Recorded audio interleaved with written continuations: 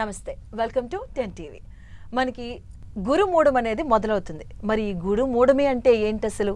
ఈ గురుమూఢంలో ఎలాంటి శుభకార్యాలు చేసుకోవచ్చా, చేసుకోకూడదా, ఎలాంటి కార్యక్రమాలు చేసుకోవాలి అనే సందేహం చాలా మందిలో ఉంటుంది. మరి ఆ సందేహాలను మనతో పాటు మన స్టూడియోలో జేఎస్ శాస్త్రి గారు ఉన్నారు. వారిని అడిగి మరిన్ని విషయాలు తెలుసుకుందాం. నమస్తే అండి. నమస్కారం అమ్మా. ఎలా ఉన్నారు? బాగున్నానమ్మా. సో నెక్స్ట్ గురుమూఢం అనేది స్టార్ట్ అవుతుంది. సో మొదటిగా అసలు ఈ గురుమూఢమి అంటే ఏంటి అసలు చెప్పండి.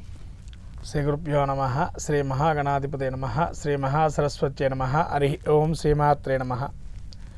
గురుమూఢమి మనకి ఇప్పటివరకు ముహూర్తాలు ఉన్నాయి. జూన్ 8 వరకు కొన్ని పంచాంగాల్లో ముహూర్తాలు ఉన్నాయి, కొన్ని పంచాంగాల్లో 6 వరకు ఇచ్చేసి ఊరుకున్నారు.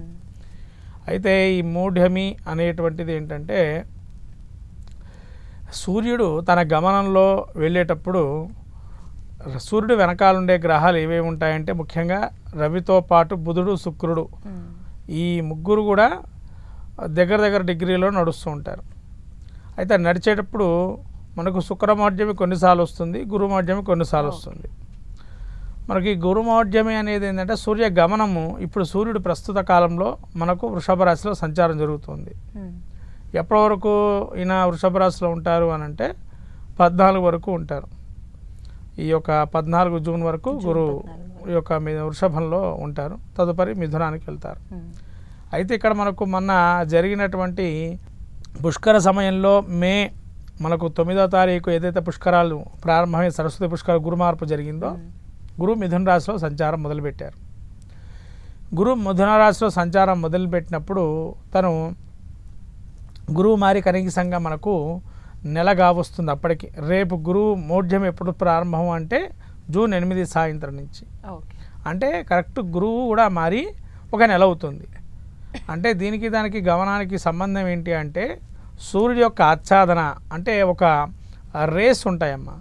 సూర్యుడి రేసు ముందు 12 భాగాలు 12 డిగ్రీలు, వెనకాల 8 డిగ్రీలు అనే ఆచ్ఛాదన అంటారు దీన్ని. ఈ ఆచ్ఛాదనలో ఉండే గ్రహాలు తన యొక్క శక్తిని కోల్పోతాయి అని చెప్పంటారు. ఆ టైంలో ఈ సూర్యుడు గమనం చేసే సమయంలో ఇందులో ప్రత్యేకంగా గురువు శుక్రుడు శుభత్వాన్ని ఇచ్చే గ్రహాలు. ఈ ఇద్దరు శుభాలు ఇస్తారు.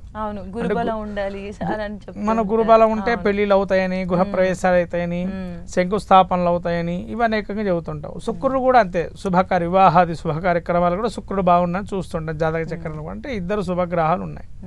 వీళ్ళిద్దరు మంత్రులు అంటారు గ్రహ సంచారంలో కూడా. వీళ్ళు మిగతా వారు రవి రాజు అవుతాడు, చంద్రుడు రాణిలాగా. అట్లాగే కుజుడు సైన్యాధ్యక్షుడిని, బుధుడు ఈ బుధుడు యొక్క సంబంధం ఏంటంటే వ్యాపారవేత్తగా.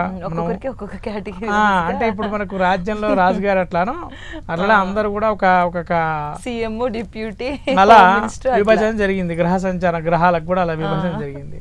ఆ జరిగినప్పుడులో వీళ్ళు మంత్రులుగా చేశారు గురు శుక్రులు. అందుకనే మంత్రివర్గం పోస్ట్ మంత్రి పదవి రావాలి ఒక మనిషికి వ్యక్తిగతంగా అంటే శుక్రుడు యోగదాయకంగా ఉండాలి. శుక్రుడు వీళ్ళు యోగంగా ఉంటేనే మంత్రి పదవి వస్తుంది, లేదా మంత్రి పదవి వరించదు ఎవరికి. కాబట్టి ఈ ఇద్దరు అనుగ్రహిస్తేనే అనేక శుభ కార్యక్రమాలు జరుగుతుంటాయి ఇంట్లో కూడా. కాబట్టి ఈ శుభగ్రహం అస్తంగత్వం కావటం వల్ల, అంటే తన యొక్క శక్తిని కోల్పోవటం వల్ల శుభ కార్యక్రమాలు చేయడానికి వీలుండదు. శుభకిరణాలు పోయి ఆ శుభత్వం మనకు పడితేనే కదమ్మా శుభ కార్యక్రమాలు చేసుకునేది.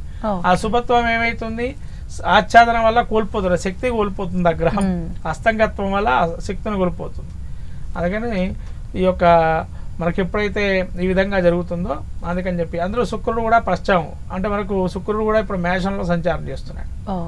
కాబట్టి ముఖ్యంగా చెప్పాలంటే గురు మౌఢ్యం ఏంటంటే, గురువు దగ్గరగా సూర్యుడు వెళ్తున్నాడు కాబట్టి మౌఢ్యమి కారణంగా శుభముహూర్తాలు ఉండవు. మరి ఏ కార్యక్రమాలు చేసుకోకూడదు అని అంటే, ముఖ్యంగా వివాహం మనకి రాదు, గృహారంభం మనకి రాదు, గృహప్రవేశం మనకి రాదు, మళ్ళీ చెవులు కుట్టుకోవడం, చౌలం అంటాం, ఉపనయనం కానీ, మళ్ళీ నూతనంగా బావులు త్రోవులు దవ్వటాలు కానీ, నూతనంగా కొంతమంది బావులు దవ్వుతూ ఉంటారు. ఇప్పుడంటే బావులు దవ్వట్లే, అంటే రిజర్వాయర్కే ఇప్పుడు మన శంకుస్థాపనలు మొదలు పెడుతుంటాం కదా గవర్నమెంట్ వాళ్ళు, అవి కూడా చేయకూడదు. బోర్లు వేయటం కానీ ఇవన్నీ కూడా పనికిరాదు. కాబట్టి మనం ఇప్పుడు ఏం చేయాలంటే, మరి ఈ కార్యక్రమాలు ఇవన్నీ చేయకూడదు కదని మరి ఇప్పుడు ఏం చేయాలి అని అంటే, ప్రత్యామ్నాయంగా ఏదైనా ఒక ప్రత్యామ్నాయం ఇంకా లేదమ్మా. ఎందుకంటే గురుడు శుభుడు కదా, ప్రత్యామ్నాయం అంటే ఇంకేముండదు, ఇంకా ఏ కార్యక్రమాలు చేయకూడదు. కాబట్టి శుభ కార్యక్రమాలకి కొంత విరామం వచ్చినట్టే. ఇప్పుడు మళ్ళీ ఎప్పుడు అంటే తర్వాత ఆషాఢ మాసం వస్తుంది, ఈ మధ్యలో అయిపోతుంది గురుమోఢ్యమి. కానీ ఆషాఢ మాసం రావడంతో మళ్ళీ గురుమోఢ్యమి పోయి శుక్రమోఢ్యమి కూడా దగ్గరగా వస్తుంది. శుక్రుడు కూడా మళ్ళీ జరుగుతూ ఉంటాడు ముందరికి. ఇది గురు మూఢం అనేది ఎప్పుడు నుంచి మొదలై ఎప్పుడు వరకు ఉంటుంది? ఇది కనీసంగా ఒక 4 రోజుల పాటు ఉంటుంది, మన నెల రోజులు ఉంటుంది. ఆ తర్వాత మళ్ళీ ఆషాఢం వస్తుంది కాబట్టి మనకు ఇంకా ముహూర్తాలు ఉండవు కదా, ఆషాఢం కూడా ఉంది, అందుకని ముహూర్తాలు ఉండవు. అయితే ఈసారి ఏంటంటే గురుడు అతిచారం కూడా ఉంది అందులోను కూడా. ఈ అతిచారం వల్ల ఏమవుతుందంటే గురుడు ఫాస్ట్ గా కదులుతున్నాడు. కదలటం వల్ల కూడా ఏమవుతుంది, కొద్దిగా ఇంకా సూర్యుడు ఉన్నంత కాలం దాదాపుగా మూఢ్యం వస్తుంది. అంటే దాదాపు మీకు జూను ఈ 8వ తారీఖు మొదలుకొని ఆషాఢంలో కూడా మళ్ళీ శ్రావణంలో కూడా కొంతవరకు తగులుతుంది, మొదల వరకు పశ్చిమి విధియ వరకు తగులుతుంది. కాబట్టి ఇటువంటి స్థితిని చూస్తే కనుక మనం ఏ కార్యక్రమం శుభ కార్యక్రమం పనికిరాదు. ముఖ్యంగా పెళ్లిళ్ళు అనేవి చాలా ఏవి ఉండవు. అయితే మరి ఎప్పుడు ఏవి చేయాలంటే ఆపద్ధర్మంగా కొన్ని ఉన్నాయమ్మా. శిశువుకు సంబంధించినవి జాతకర్మ, నామకరణ, అన్నప్రాసన, చౌలం. అంటే ఇదివరకు చెవులు కుట్టించడం చిన్నప్పుడే కుట్టించేవాళ్ళు, ఇప్పుడు ఏంటంటే పిల్లలు కుట్టించడం లేదు. ఇదివరకు చిన్నప్పుడే కేశఖండనంతో పాటు చెవులు కుట్టించేవాళ్ళు. అందుకని కేశఖండనం ఇవన్నీ కూడా చేసుకోవచ్చు.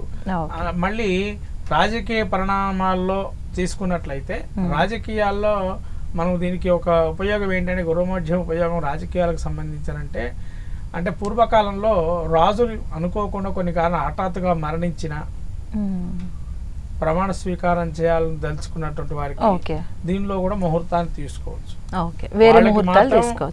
ప్రమాణ స్వీకార సంబంధించిన ముహూర్తాలు మనకి వస్తాయి. అది హఠాత్తుగా జరిగే పరిణామాలను బట్టి ఈ యొక్క మోఢ్యంలో కూడా వాళ్ళు ప్రమాణ స్వీకారం అంటూ పెట్టుకోవచ్చు. అంటే రాజ్యాధికారులు లేకపోతే రాజ్యం అంతా కోల్పోతాం, అంటే రాజ్యపాలన లేకపోతే రాజుగారు లేకపోతే ఎట్లా ఉంటుంది, అస్తవ్యస్తంగా ఉంటుంది రాష్ట్రం అంతా కూడా, దేశమైనా కూడా. కాబట్టి అందుకని అది ఆపద్ధర్మంగా చేయాల్సిన కార్యక్రమాలు ఏవైతే ఉంటాయో అవన్నీ కూడా మనం చేయొచ్చు. వాటికి ఎటువంటి ఈ జపాలు, గ్రహశాంతులు, హోమాలు, అభిషేకాలు ఇవన్నీ నిత్యము చేసుకోవచ్చు. మోఢ్యమిలో మోఢ్యంకి ఎటువంటి వాడికి చేసుకోకూడదు. దేవతారాధన అనేది ఎప్పుడైనా చేసుకోవచ్చు, మోఢ్యంతో సంబంధం లేదు. గ్రహశాంతులు, జపాదులు, క్రియాదులు, అభిషేకాదులు, హోమాదులు వీటికి ఎక్కడ కూడా మోఢ్యంలో చేసుకోవట్లేదు, చేసుకోకూడదు అని ఎక్కడ వ్రతాలు కూడా అన్ని కూడా.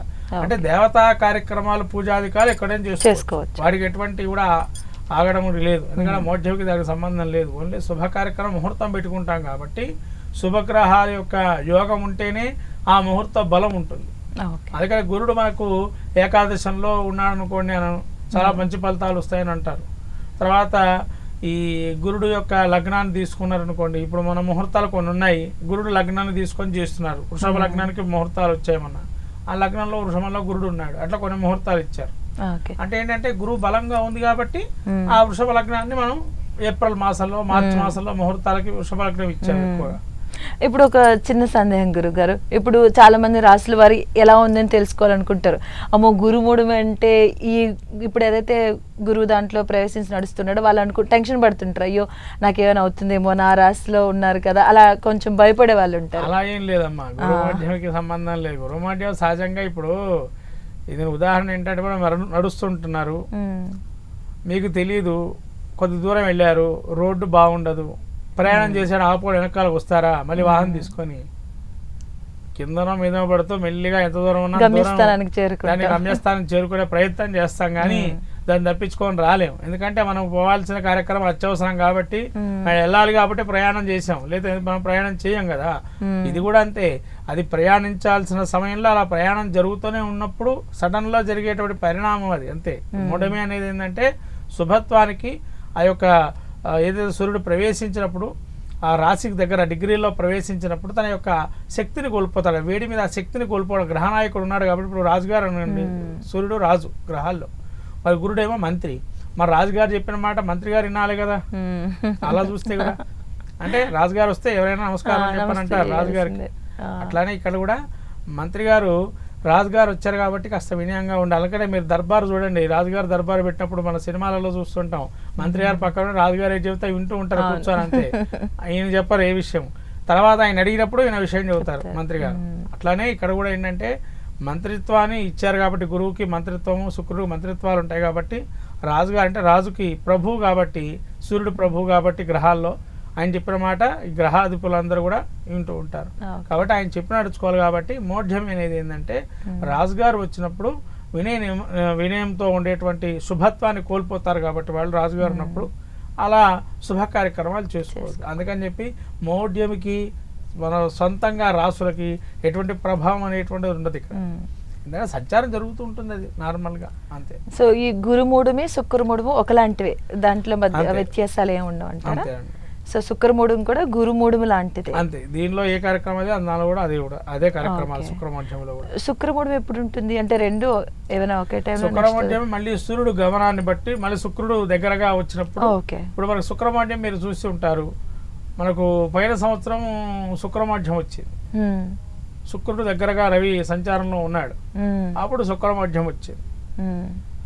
ఆ శుక్రుడు ఒక్కడే ఉండాలి మళ్ళీ అక్కడ, ఆ రాశి సంచారం. అంటే శుక్రమధ్యం కూడా చాలా కాలం, అంటే పోయిన సంవత్సరం ఇప్పుడు జ్యేష్ఠంలోనే ఇప్పుడు వచ్చింది అది. శుక్రమధ్యం ఒక 10 రోజులు ఎంతకాలం లేదు, 10 రోజులు ఉందంతే.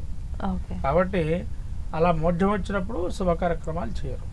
ఈ టైంలో ఎక్కువగా దత్తాత్రేయుని పూజించాలి అంటారు, అది నిజమేనా? అలా ఏం లేదమ్మా. మౌఢ్యమిలో అందుకని చెప్పారు, మౌఢ్యమిలో గ్రహశాంతులు, గ్రహ పీఠకు సంబంధించిన హోమాది కార్యక్రమాలు, ఏదైనా వ్రతాదులు, యాగాలు చేసుకోవటాలు కానీ చేసుకోవచ్చు. దానికి ఎటువంటి శుభ కార్యక్రమం అంటే దేవతారాధన చేసుకోవడం వల్ల ఇంకా మంచి మనకు ప్రాప్తి కలుగుతుంది, కానీ చెడు అయితే ఫలితాలు ఉండవు. పూజాధికాలు పనికి వస్తాయి. శుభకార్యం వ్యక్తిగతంగా జీవితంలో చేసుకోవాల్సిన ముహూర్తాలు ఉంటాయి. కాబట్టి ఆ ముహూర్తాలకు తగ్గట్టు, అంటే వ్యక్తిగత జాతంలో ఇప్పుడు పెళ్లి చేసుకోవాలనుకున్నాడు, 100 ఏళ్ళు బాగున్నారు కదా, గురువు యొక్క అనుగ్రహం లేకపోతే వాడి జీవితం ఎలా ఉంటుంది?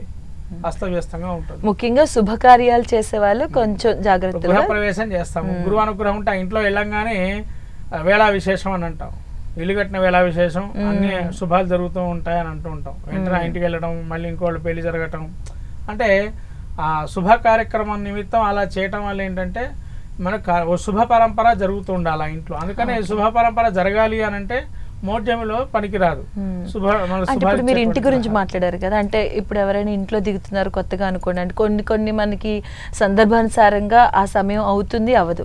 కొంతమంది ఇప్పుడు నెక్స్ట్ ఈ జూన్లోనే చేంజ్ అవ్వాలి అనుకుంటున్నారు, అలా అవ్వచ్చా రెగ్యులర్గా మనం? అంటే ఇంకోటి ఏంటంటే అందుకని దాని నిమిత్తమే ఇప్పుడు ఏం చేశారంటే, ఇది మూఢమి అనేది అందరూ చెప్తున్నారు, అడుగుతున్నాం కాబట్టి చెబుతున్నాం మేము కూడా. అదే మూఢమి ఇలా ఉంది, మూఢమి కల్లా మీరు వెళ్ళి గృహప్రవేశాలు చేసుకోవడం మంచిది. సరే సమయం తీసుకోండి, ఈ సమయంలో పాలు ముగించుకొని మామూలుగా వాస్తు పూజాధికారులు చేసుకొని తర్వాత మీరు ఎప్పుడైనా మీరు అందులోకి వెళ్ళి షిఫ్ట్ అయ్యి ఉండొచ్చు. మౌఢ్యంతో సంబంధం లేదని చెప్తున్నాం. ఎందుకంటే మళ్ళీ మౌఢ్యం వచ్చేదా ఆషాఢ మాసం అంటే దాదాపు 2 నెలలు మళ్ళీ ఆగాలి. అంటే దాదాపు శ్రావణ మాసం వచ్చేదాకా ఆగాలి. అంటే శ్రావణ మాసం 2 నెలలు అంటే మళ్ళీ ఇక్కడ పిల్లలు స్కూళ్ళు వాళ్ళకి ఇబ్బంది ఉంటుందని చెప్పి 2 నెలలు తర్వాత అంటే వాళ్ళు కూడా ఇబ్బంది పడుతున్నారని ముందరే చెప్పేసేస్తున్నాం. మా గృహప్రవేశాదులు ఏమన్నా జరగాలనుకున్నా కూడా ఈ యొక్క 8వ తారీఖు లోపలే చేసుకోవాలి. తర్వాత మీరు వెళ్ళాలనుకున్నా వెళ్ళలేరు. మళ్ళీ 2 నెలలు ఆగి మళ్ళీ శుభముహూర్తం చూసుకొని మళ్ళీ వెళ్ళాల్సి వస్తుంది అని అంటే చాలా మంది వరకు ప్రవేశాలు ప్రారంభం జరుగుతుంది. ఓకే, ధన్యవాదాలు గురువు గారు. గురు మూఢమి గురించి చాలా గొప్ప విషయాలు తెలుస్తారు. ఎందుకంటే చాలా మందికి ఒక టెన్షన్, ఈ సోషల్ మీడియా వల్ల కూడా చాలా నెగిటివ్ అనేది కూడా ఎక్కువ అయిపోతుంది, అంటే ఏం చేయకూడదు ఏం చేయాలని. సో శుభకార్యాలకు సంబంధించినవి కాకుండా మిగతా మనం రెగ్యులర్గా పూజాది కార్యక్రమాలు చేసుకోవచ్చు. అలాంటివి ఏమైనా చేసుకోవాలంటే 8వ తేదీలోపు ఏదైనా చేసుకుని తర్వాత మీరు వీలున్నప్పుడు దాన్ని మనం షిఫ్ట్ చేసుకోవచ్చు. రైట్, ధన్యవాదాలు గురువు గారు.